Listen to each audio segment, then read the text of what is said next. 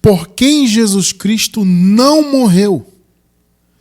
Hoje vamos continuar o assunto de semana passada, né? O estudo anterior foi por quem Jesus Cristo morreu. E continuando então o raciocínio, vamos tratar desse ponto. Por quem ele não morreu? Nosso versículo inicial se encontra na carta do apóstolo Paulo aos Romanos, capítulo 9, versículo 22.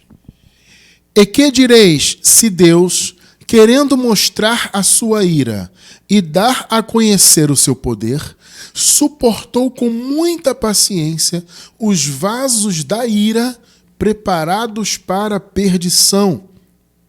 Tremendo, hein, amado?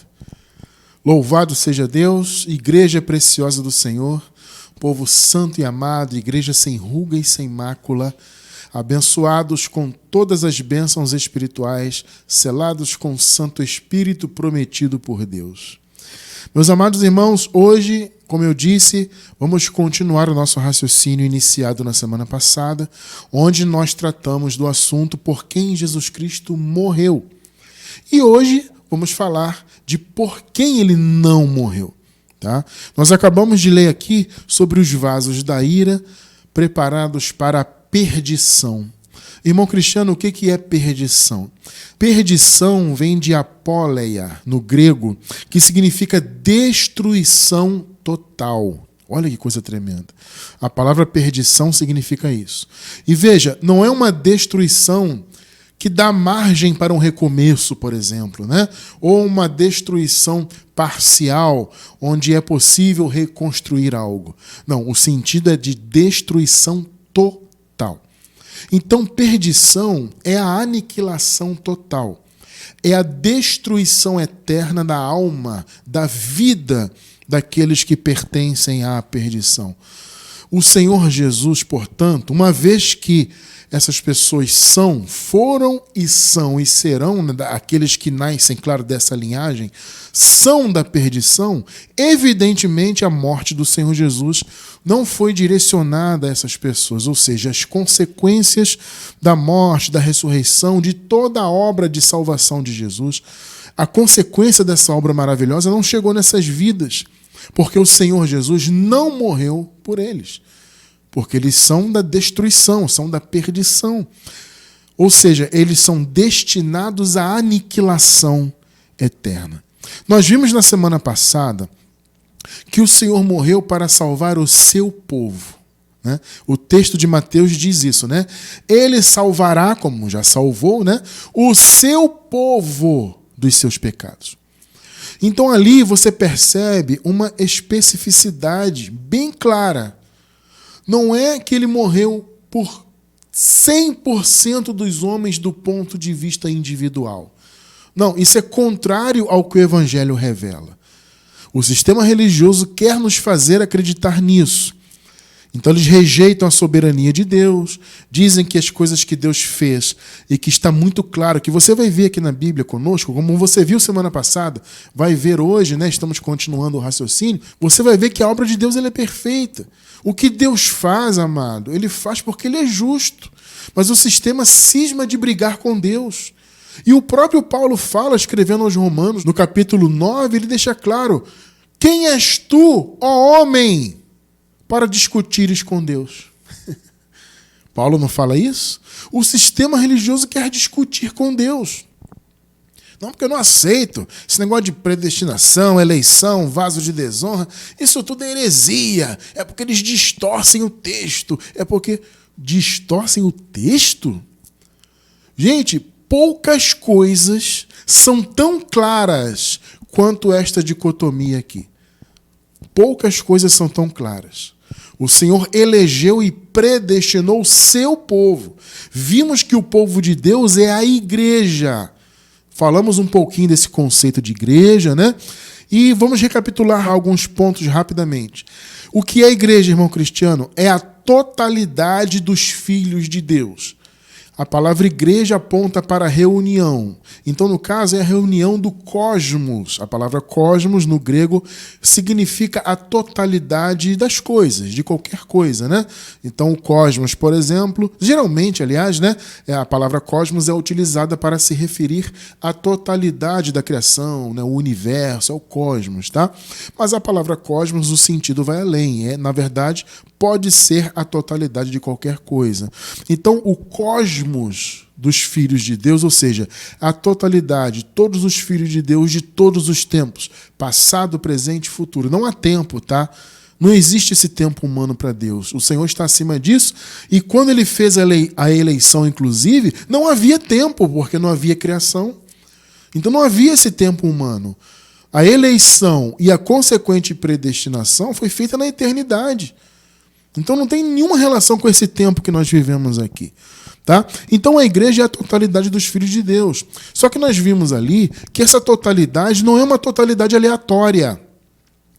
Porque o sistema religioso quer nos fazer acreditar nisso.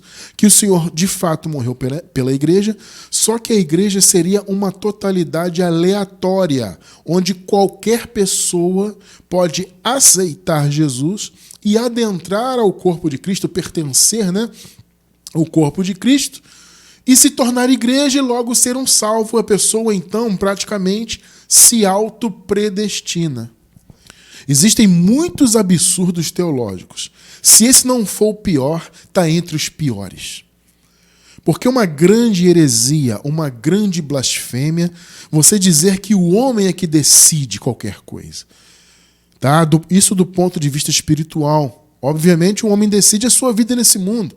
Ele planta as sementes que ele quer, ele colhe nesse mundo. A palavra deixa isso muito claro. Mas no que tange às coisas espirituais, no que tange a ser filho de Deus, pertencer à família de Deus, isso não depende do homem. Isso não faz qualquer sentido isso.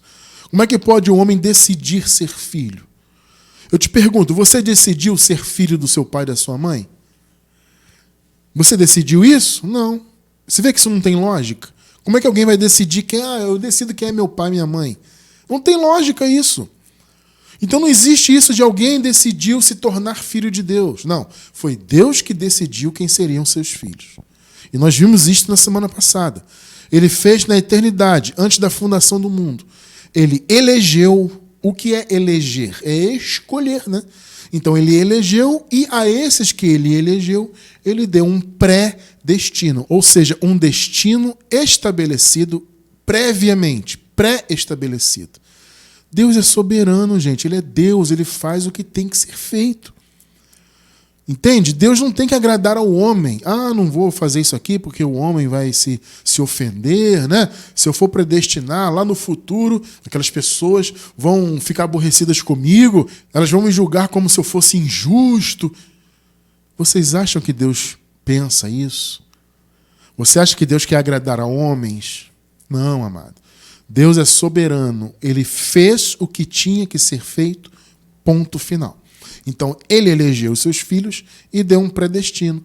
Ou seja, ele elegeu e predestinou esses eleitos a serem seus filhos. E foi isso que aconteceu.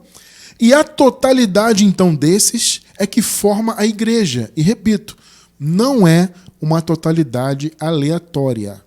É uma totalidade totalmente estabelecida pelo Criador em sua soberania. E claro, assim como na semana passada, eu vou deixar também nesse estudo de hoje, pela gravação, o link da nossa playlist de eleição e predestinação.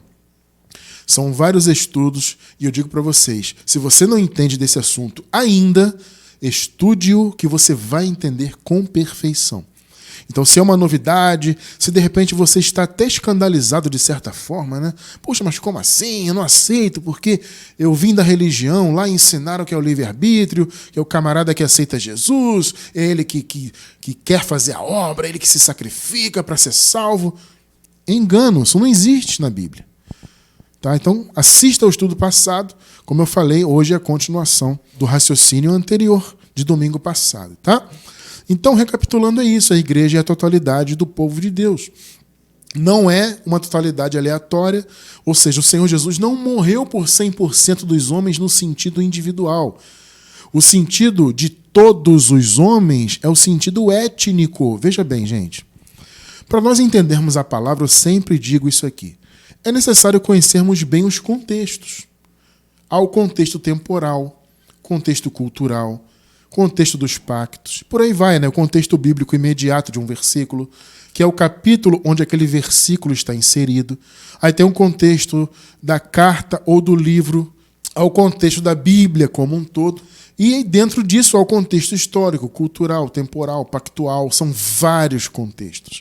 Então você tem que levar em conta isso. Por exemplo, culturalmente e historicamente, os judeus sempre acreditaram que somente eles eram os eleitos e salvos.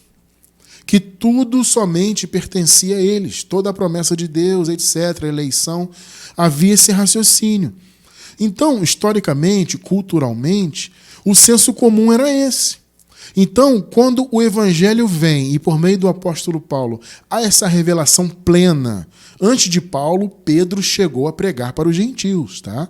Veja só. Só que, na verdade, Paulo é que foi predestinado a ser o apóstolo dos gentios. Só que antes, Pedro já havia pregado para eles. E foi uma surpresa para os judeus que andavam com Pedro. Como eu falei, culturalmente, historicamente, na mente deles, o senso comum daquela sociedade ali era o seguinte: só os judeus eram salvos, eram eleitos, eram filhos de Deus.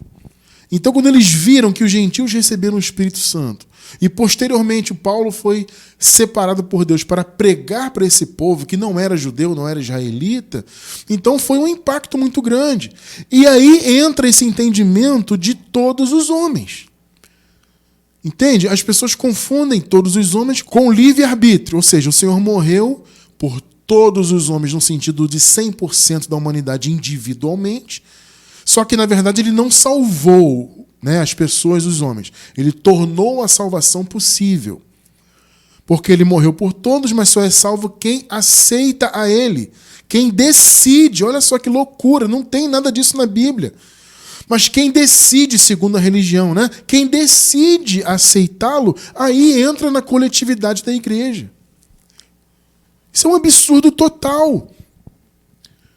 Todos os homens são todos os povos, todas as etnias, ou seja, não eram apenas os judeus. Então, eu digo, é muito importante você estudar e conhecer os contextos. Então, quando você entende culturalmente o pensamento dos judeus e entende que historicamente essa era a visão deles naquela época, você compreende o sentido de todos os homens. Tá? Então, abençoados, assistam ao estudo anterior, que tudo isso que eu falei aqui em resumo, num grande resumo, está muito mais detalhado ali e muito mais ainda na playlist de eleição e predestinação. Tá? Então, meus amados, se há pessoas específicas que o Senhor elegeu antes da fundação do mundo e predestinou, ou seja, pessoas pelas quais ele morreu, evidentemente há pessoas pelas quais ele não morreu. E tudo isso está dentro do conceito da soberania de Deus. Mais uma vez eu vou dizer, o Senhor fez a obra como tinha que ser feita. Não cabe a nós humanos questionar as coisas de Deus. Se ele elegeu e predestinou, ele o fez porque tinha que ser feito. Tudo que Deus faz, todas as obras de Deus, amados, não tem vacilo, entende? Não tem erro, não tem engano. Tudo que Deus faz é perfeito e todas as obras de Deus são obras de justiça. Mas eu repito, o sistema religioso cisma com essa história de dizer, não, mas é uma injustiça, como é que ele predestinou alguém para a perdição? Bom, vamos lá, vamos colocar os pingos nos is. Primeiro que o Senhor não predestinou ninguém para a perdição. Ao menos eu desconheço isso, tá? Pela misericórdia de Deus, amados, eu sou um estudioso da palavra há muitos anos. Claro, não significa que eu sei tudo. Então eu digo para vocês o seguinte, eu desconheço na palavra alguma menção de que Deus predestinou alguém para a perdição. O que acontece com a perdição é o seguinte, eles não foram predestinados. Eles foram e são destinados, que é completamente diferente. Por quê? Predestinação aponta para antes da fundação do mundo. Então o Senhor fez isso espiritualmente. Ele elegeu os celestiais. Os filhos da perdição, vasos de desonra, não são celestiais. Eles não vieram do céu. O Paulo os chama de terrenos. O Paulo fala do primeiro Adão. O primeiro Adão foi feito do pó da terra, ele era terreno, né? E assim como o terreno, ou seja, o primeiro Adão, são também os terrenos. Paulo fala isso escrevendo aos Coríntios. E Paulo fala, o segundo Adão, não. Por outro lado, o segundo Adão é espiritual. Então, são dois Adões. O primeiro que foi o Adão de fato, e o segundo Adão que foi Jesus. Dois Adões que Paulo fala, né? O primeiro Adão da primeira e velha criação, o segundo Adão da criação nova e eterna. Então, o primeiro Adão foi formado do pó da terra e ele era apenas terreno, não veio do céu. E aí Paulo fala, assim como este, como aquele primeiro que não veio do céu, ele era terreno, também são os terrenos. Ou seja, a origem da semente má é apenas terrena. Por isso eles não puderam, jamais poderiam ter sido predestinados a qualquer coisa. Porque a predestinação foi feita em espírito, antes da fundação do mundo. Vocês estão entendendo? Paulo fala, né, os que dantes te conheceu, ou seja, o Senhor conheceu seus filhos antes do mundo ser mundo. Então foi algo no espírito, celestial. Então há os terrenos, assim como o homem terreno primeiro, e há os celestiais, assim como o segundo Adão, né, que foi Jesus. Vai raciocinando que você vai entender isso muito bem. Então, se os filhos da perdição, a má semente, nasceu apenas na terra, eles são terrenos, como Paulo disse, logo eles nunca foram predestinados. Eles foram e são destinados. Entenda isso. Por quê? Porque essas pessoas, amados, elas nasceram, por assim dizer, como ervas daninhas. Irmão Cristiano, o que é uma erva daninha? Uma erva daninha é tipo uma planta que nasce, que ela não faz parte da plantação original, ela nasce como uma invasora daquele terreno. Ela não dá fruto, muitas das vezes é venenosa. Entende? Ela não presta. E ela nasce ali aleatoriamente. Então alguém planta, faz uma plantação bonita, né? E no meio ali nasce mato, nasce, né, plantinha sem valor, que não tem flor, não tem fruto. É erva daninha. Então, metaforicamente, inclusive, Jesus chega a usar esse termo, você já vai ler comigo aqui. Jesus compara praticamente a perdição a ervas daninhas. Porque, veja bem, não foi o plantador que as plantou, na visão e na metáfora de Jesus. Mais uma vez eu digo, já vamos ler daqui a pouco isso. Tá? Então elas nasceram aleatoriamente a partir do inimigo. Interessante isso, né? Jesus põe a figura do inimigo plantando a má semente. Então o espalhamento da má semente veio pelo inimigo.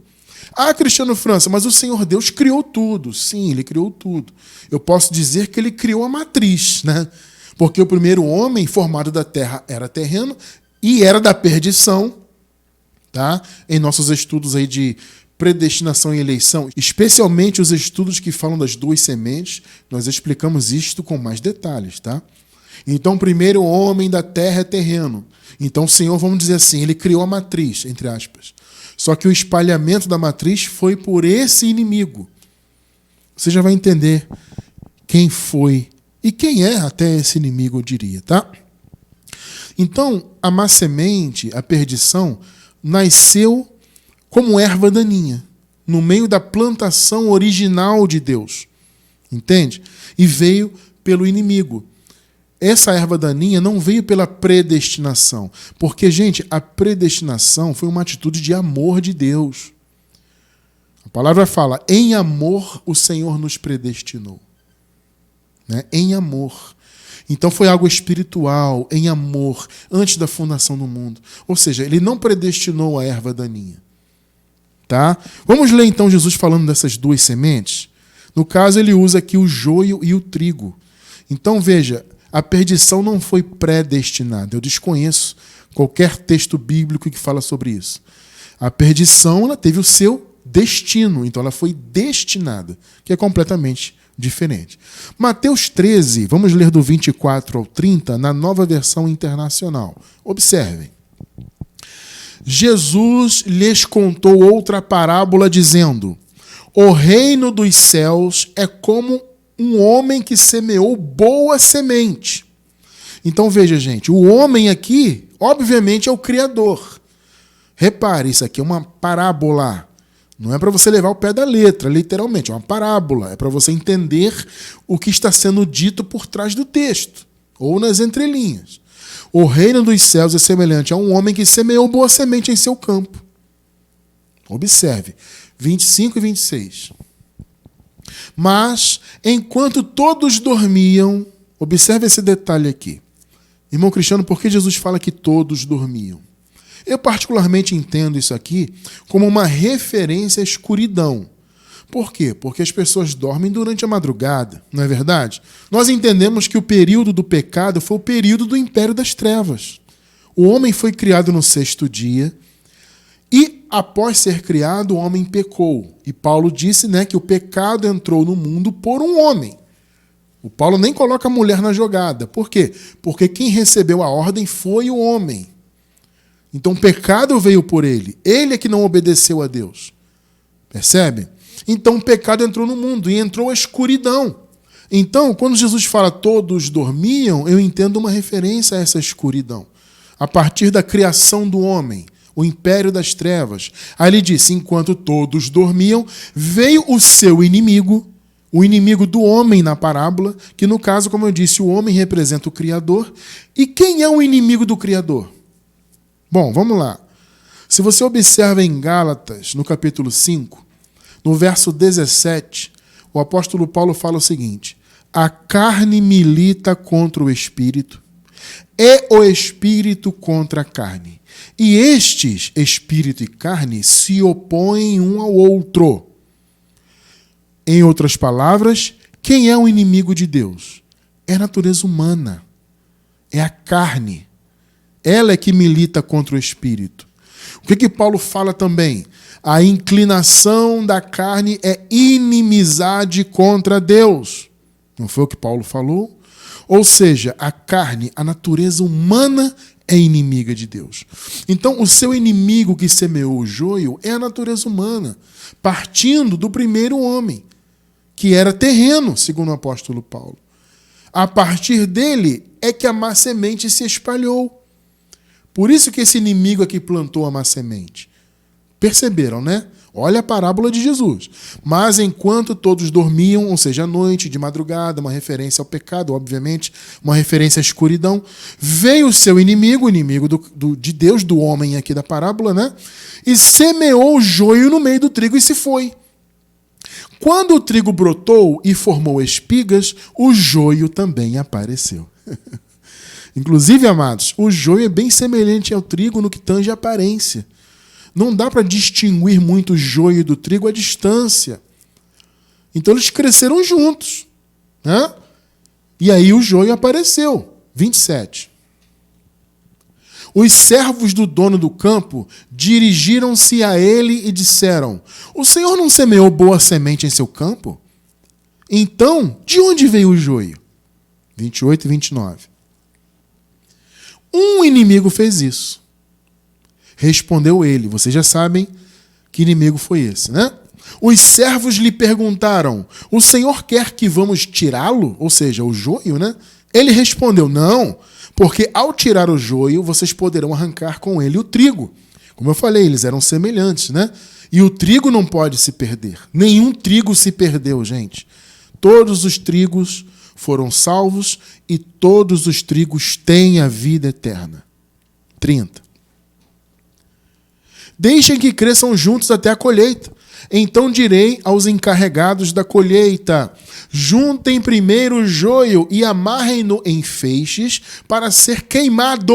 Observe esse detalhe aí. Depois, juntem o trigo e guardem-no em meu celeiro. Que lindo, né? Meus amados, nós já nascemos, aliás, no celeiro de Deus, percebe isso? Só que o joio foi amarrado, jogado no fogo, né? Se ele foi queimado, ele foi jogado no fogo. O que significa fogo? Biblicamente, o fogo é um símbolo do juízo de Deus. Ou seja, o destino da perdição era ser julgada e condenada. A semente, né, da perdição, o destino dos pertencentes a essa linhagem, a linhagem da má semente, era passar pelo fogo, ou seja, passar pelo juízo. E de fato, como nós já estudamos muitas vezes aqui, o juízo do Senhor já se consumou. Toda a obra está consumada.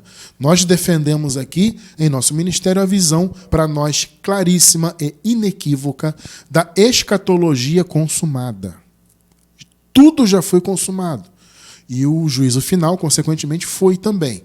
Vou deixar na descrição do vídeo tanto o link da playlist de escatologia consumada, quanto o estudo específico sobre o juízo. Quer se aprofundar nisso? Vou deixar esses links aí na descrição do vídeo pela gravação, tá? Então, no juízo eles foram lançados no fogo, ou seja, eles foram julgados e condenados, receberam a sentença eterna. Observe um detalhe, gente. Quando o Senhor deu a sua sentença, ele a deu para sempre. O resultado do juízo é eterno, tanto para a salvação quanto para a perdição. Então, aqueles irmãos que ressuscitaram ali na ocasião da vinda do reino, né, que eram da salvação, eles foram chamados para o reino. Como o Senhor Jesus disse, né, vinde benditos de meu Pai. E a perdição ouviu o quê? Nunca vos conheci. E eles passaram pelo juízo e foram julgados. E receberam a sentença. E é eterna. Tudo que Deus faz é assim, amado. A graça é eterna, o favor de Deus é eterno. Esse chamado vinde benditos de meu Pai é eterno. Você já nasceu no reino por quê? Porque você é trigo. Porque esse chamado é para você também. Por isso você já nasceu lá, já nasceu depois da obra consumada. Percebe? Todos nós, filhos de Deus, já nascemos em condição de vida eterna. E da mesma maneira, a perdição já nasceu condenada. Entende? O juízo já passou. O martelo já foi batido.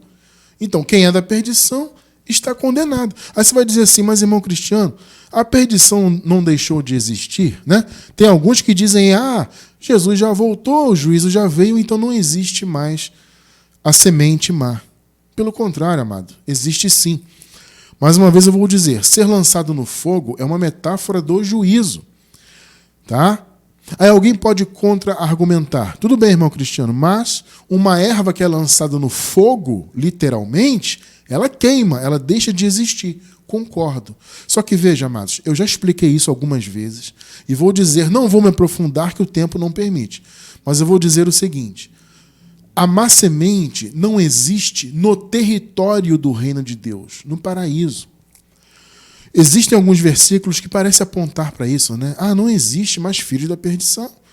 Né? Uma das passagens usadas para quem tem esse raciocínio é essa aqui, né? Se for lançado no fogo, então a erva queima e acabou. Eu concordo que não existe a erva no paraíso, porque o conceito, gente, é a terra prometida. Lembra-se do que Paulo falou? A carne e o sangue não podem entrar no reino de Deus? É isso. Ou seja, a má semente é carne e sangue apenas. Eles não são celestiais.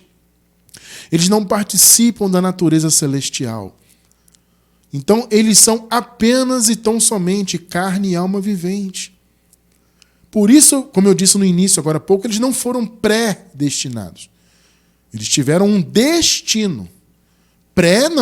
Predestino foi feito em amor, espiritualmente, antes da fundação do mundo. Estão entendendo? Então, passar pelo fogo é um símbolo de passar pelo juízo. Mas uma erva que passa pelo fogo é queimada e ela some e acaba. No reino de Deus.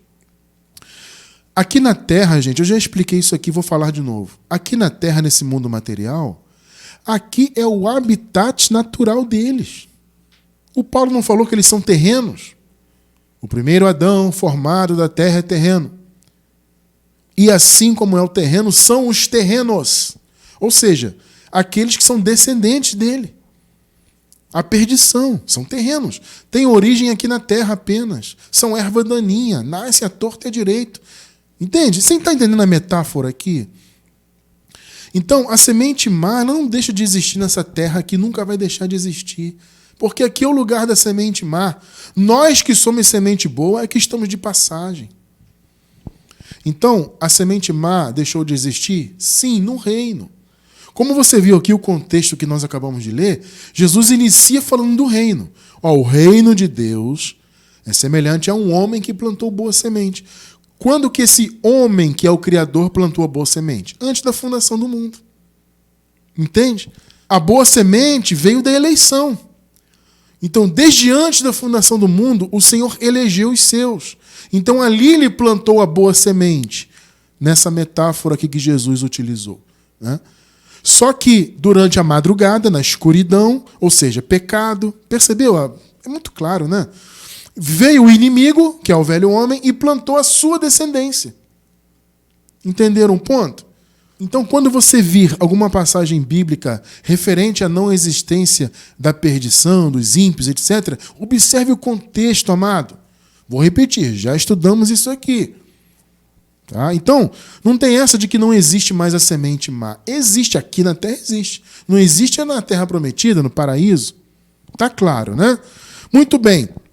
Então, assim como os da salvação, que somos nós filhos de Deus, já nascemos em condição de vida eterna, a perdição já nasce em condição de condenação. O destino deles é a destruição. Mais uma vez eu vou dizer, a palavra perdição, que você leu no início, no primeiro versículo, no grego ela significa destruição completa. Aniquilação completa. Esse é o destino da má semente. Amados, é até possível vermos a má semente no mundo, a atuação deles. Então, empiricamente até eu posso dizer que a má semente existe muito, de fato e de verdade. Mas ela existe aqui, na terra. Aqui é o lugar dela, eles são terrenos. Percebe? No paraíso, não. Paraíso, carne e sangue não adentra lá. Ponto final. Tá? Agora, você pode observar a existência da má semente pelas próprias obras da má semente. Observe aqui, amados, esse trecho que vamos ler agora, Jesus está falando dos falsos profetas. Né? O assunto aqui são os falsos profetas. Mas é claro que eu posso pegar esse trecho e atribuir para a má semente. Porque, no fundo, Jesus está falando da mesma coisa. Porque você vai notar que Jesus fala do fruto interior desses que são maus, né? Os falsos profetas aqui são maus. Eles têm uma aparência de bons, de ovelhas, mas são lobos no seu interior. Então, quando Jesus fala de interior, ele está falando de âmago, de raiz, de característica original. Tá? Então, eu estou deixando bem claro, para ser honesto com o contexto. Aqui ele está falando de falsos profetas. Mas nós podemos atribuir tudo isso que Jesus falou para os filhos da perdição, até porque, nesse caso aqui, os falsos profetas eram da perdição. Você vai observar isso muito bem. Mateus 7, do 15 ao 20, também nova versão internacional.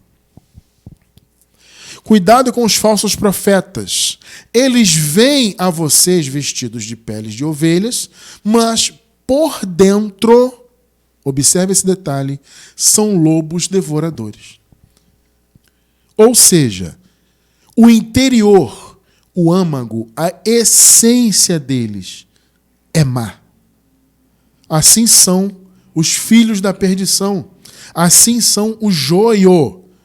Eles podem até ter uma boa aparência, mas por dentro eles não valem nada. Por dentro eles são essencialmente maus. Aí veja o que Jesus falou no 16. Vocês hoje reconhecerão por seus frutos. Pode alguém colher uvas de um espinheiro? Ou figos de ervas daninhas? Pode alguém colher um fruto que é bom de uma árvore ruim?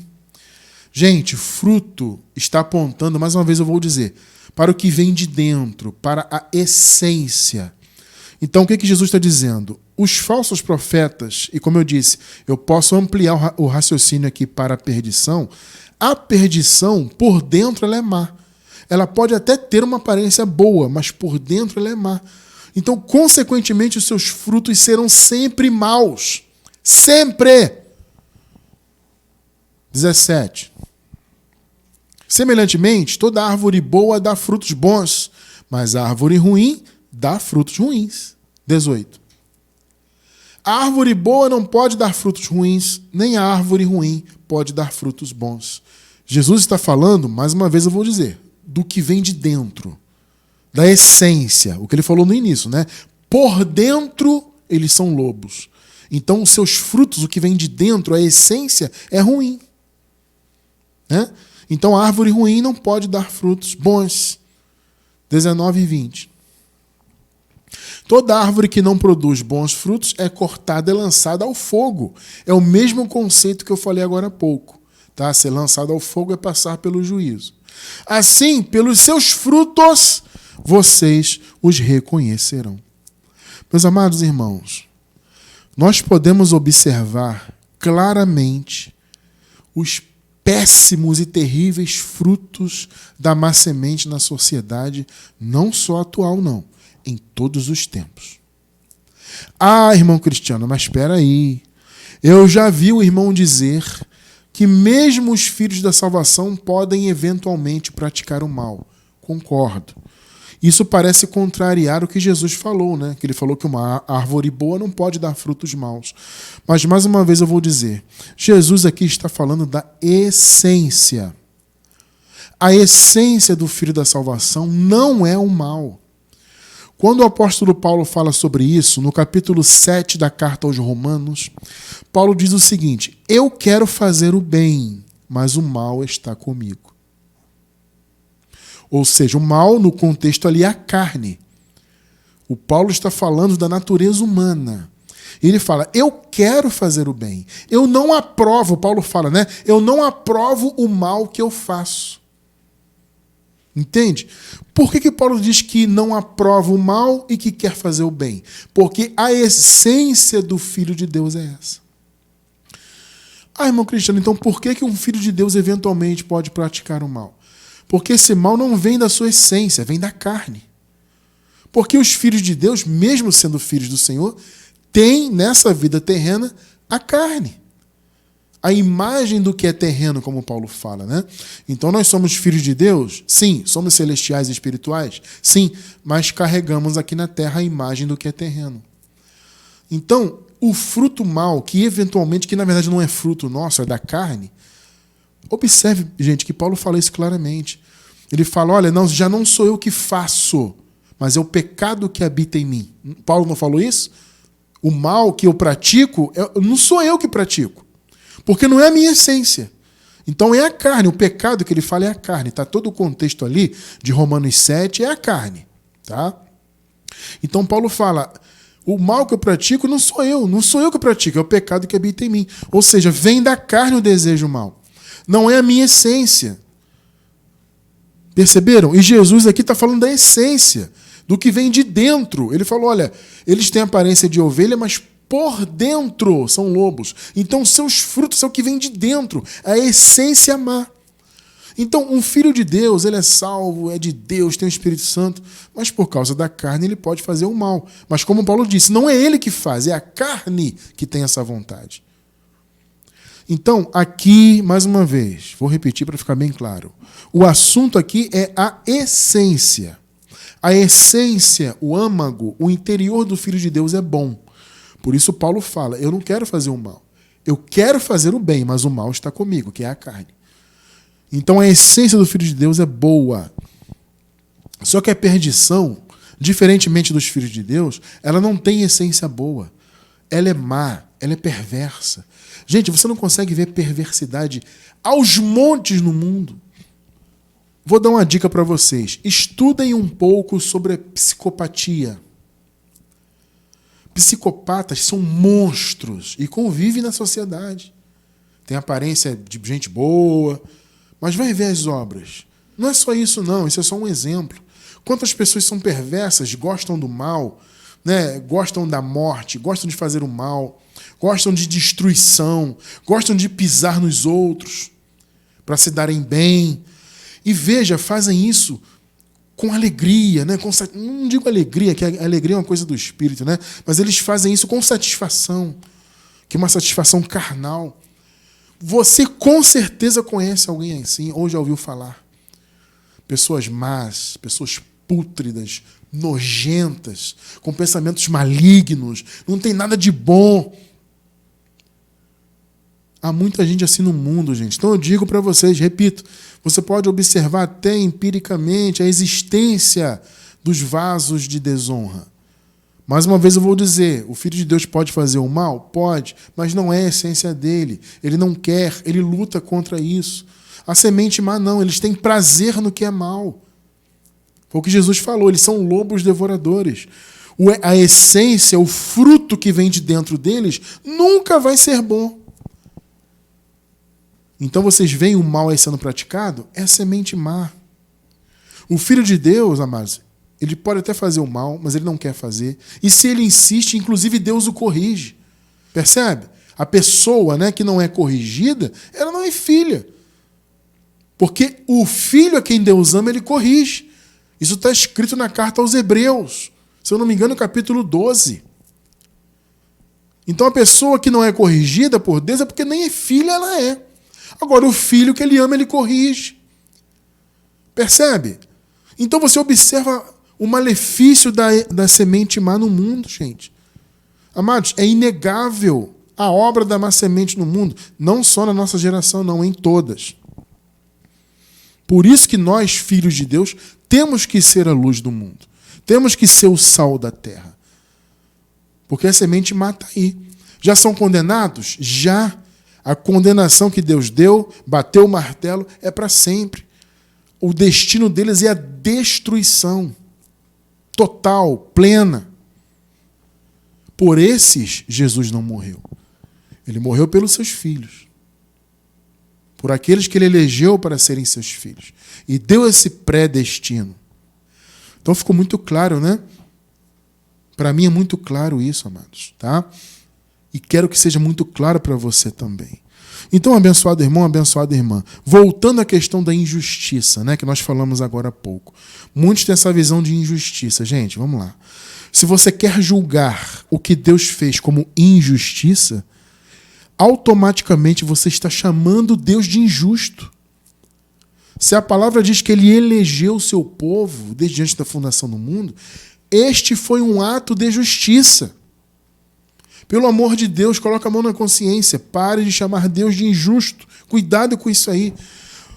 Não há injustiça nas coisas de Deus. E veja, o apóstolo Paulo, quando ele fala da eleição, ele deixa isso muito claro, preto no branco. Romanos capítulo 9, versículos do 13 ao 16, nova versão internacional também. Como está escrito, amei Jacó, mas rejeitei Esaú. Deixa eu falar uma coisinha para vocês. Aqui a nova versão internacional, que é uma versão que eu gosto bastante, mas ela tem lá suas caneladas, né? Eu já consegui identificar algumas delas. Tá bom? Eu tenho muito cuidado com isso. Então quero abrir um parêntese aqui e falar algo para vocês. Aqui a nova versão internacional traduziu por rejeitar. Veja, não está errado, mas o termo é mais pesado. Aqui, para mim, fizeram até um certo eufemismo, né? Porque ele não rejeitou simplesmente Esaú. Sim, ele rejeitou. Mas a palavra é mais do que isso. A palavra vem do grego miseó, significa odiar. Então, a coisa mais profunda, né? Inclusive, há versões em português que vem traduzido por odiar. Como está escrito, amei Jacó, mas miseó, Esaú. Eu odiei. Então a palavra miseó, no grego é odiar, é detestar, gente. Jacó e Esaú eram gêmeos. Só que Deus de antemão, inclusive Paulo fala no contexto, né? Eles não haviam feito obra alguma. Então não foi pelas obras. Foi de antemão. O Senhor amou Jacó e odiou Esaú. E, consequentemente, rejeitou. Mas o termo aqui é odiar. E então, que diremos? Acaso Deus é injusto? Qual é a resposta do Paulo? De maneira nenhuma. Acaso Deus é injusto? Por de antemão ter amado um e rejeitado, ou no caso odiado, o outro, isso é injustiça? O que Paulo fala? De maneira nenhuma. Observe no 15, o Paulo falando claramente da soberania de Deus. Pois ele, Deus, diz a Moisés: terei misericórdia de quem eu quiser ter misericórdia, e terei compaixão de quem eu quiser ter compaixão. Ponto final. Ai, Deus é injusto. Vai nessa. Ele tem misericórdia de quem ele quer ter. E isso é fruto de justiça. Porque Deus sempre soube de todas as coisas. Deus sempre soube de tudo. Ele sabe o que faz. Sempre soube.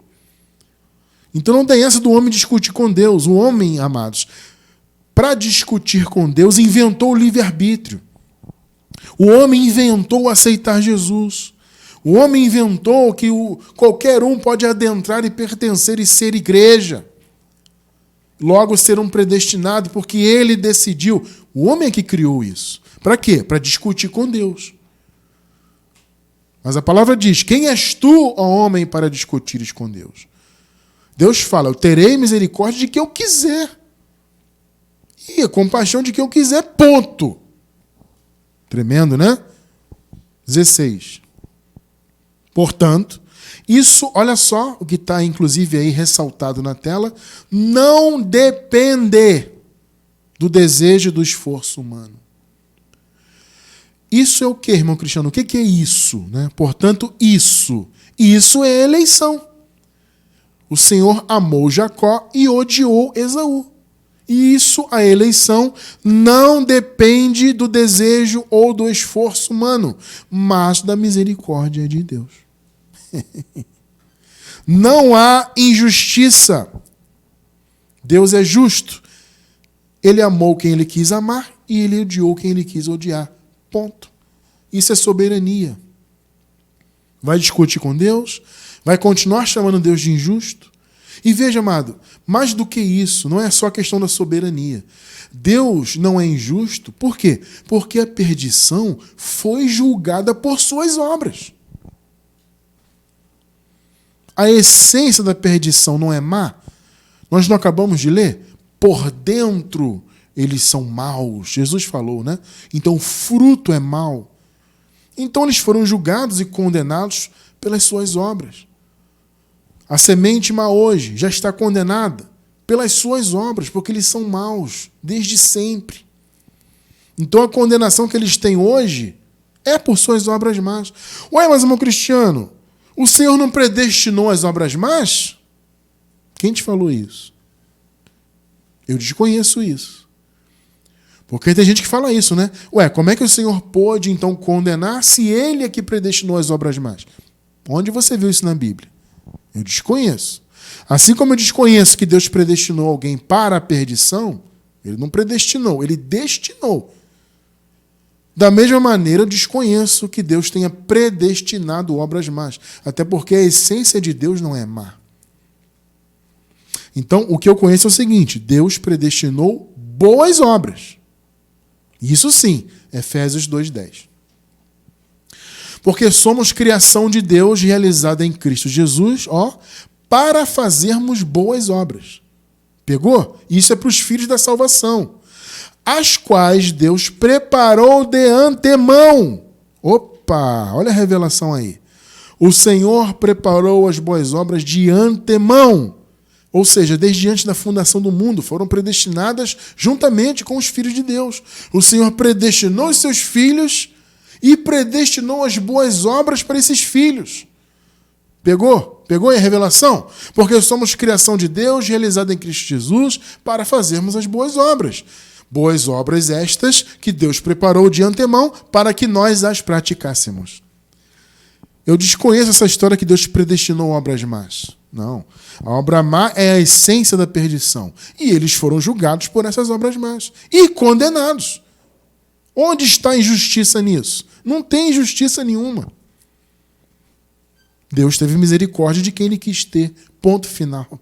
Pegou? É isso, amados. Então, queridos, o Senhor morreu pela igreja. Ele derramou seu sangue, ressuscitou e trouxe o seu reino para a igreja. No paraíso, no reino de Deus, né? O paraíso é o reino de Deus territorialmente falando, né? A gente sabe que o reino de Deus, ele se manifesta em forma de virtudes nessa vida terrena, através da nossa vida, né? Ele se manifesta espiritualmente habitando em nós. O próprio Jesus falou, né? O reino de Deus está dentro de vós.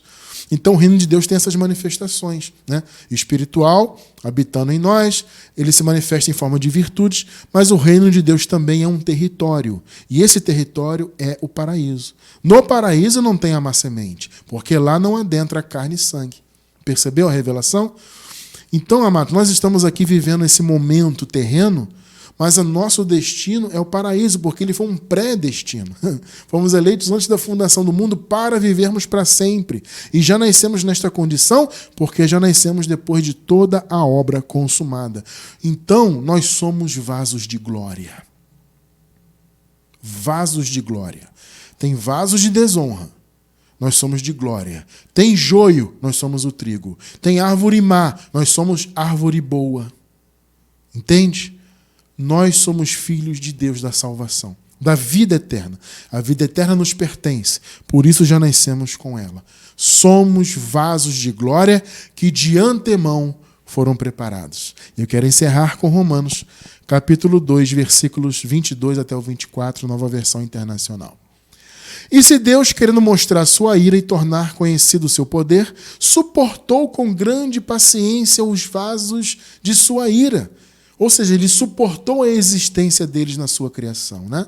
Com paciência, que foram preparados para destruição. Você lembra que no primeiro versículo nós lemos numa versão mais antiga? Agora estamos relendo ele na nova versão internacional e aqui ela traduziu corretamente, porque perdição é destruição. Agora, como eu disse, é uma destruição plena, tá? É mais do que simplesmente destruição. É destruição completa. 23. Que dizer se ele fez isto para tornar conhecidas as riquezas da sua glória aos vasos da sua misericórdia? Olha só, que preparou de antemão para a glória? É uma pergunta retórica de Paulo, tá? É uma pergunta argumentativa. Ou seja, os vasos de misericórdia foram preparados para a glória de antemão. Irmão Cristiano, antemão, que tempo é esse? Antes da fundação do mundo. Foi lá na eleição que o Senhor plantou a boa semente. Só que durante a noite, o inimigo veio, o velho homem plantou as suas sementes, as más sementes. Só que nós somos boa semente, somos vasos de misericórdia que fomos preparados para a glória. Então a glória é o nosso destino, percebe? Aliás, já somos glorificados, tá? Nós somos plenos. Nós só não vivemos isto ainda porque estamos nessa vida terrena. Mas tudo já está consumado, já temos todas as bênçãos de Deus em nossas vidas. 24. Ou seja, a nós os filhos, nós os eleitos. Agora observe o que Paulo fala. A quem Deus também chamou, não apenas dentre os judeus. Opa! Pegou aí? Não apenas dentre os judeus, é aquilo que eu falei no início e falei no estudo passado, mas também dentre os gentios. Percebeu, gente? Os vasos de misericórdia, eles vêm tanto da origem judaica quanto não judaica, não importa. Foi o que vimos semana passada, essa questão étnica. Para Deus não tem isso aí, isso é carne. E Paulo disse, a ninguém conhecemos segundo a carne. Então a igreja não são os judeus, ou são apenas gentios, não, é uma junção de tudo, todas as etnias. Entende? A igreja está presente em todas as etnias. Perceberam? Então o Senhor chamou os vasos de misericórdia, não só os judeus, mas também os não-judeus. Perceberam? Esse é o sentido de todos os homens, como vimos semana passada. Tá? Então, abençoados, o Senhor não morreu pelos que praticam o mal e que são essencialmente maus. Os que amam o mal, os que praticam o mal por prazer. O Senhor não morreu por esses. E o destino desses é a destruição, é a danação eterna. Destruição, aniquilação. Banidos da face do Senhor. O nosso destino, que que foi, na verdade, e é um pré-destino, é viver na eternidade, é viver na glória, é viver na nossa terra prometida, que é o paraíso. Louvado seja o Senhor por isso. Graças a Deus. Amém.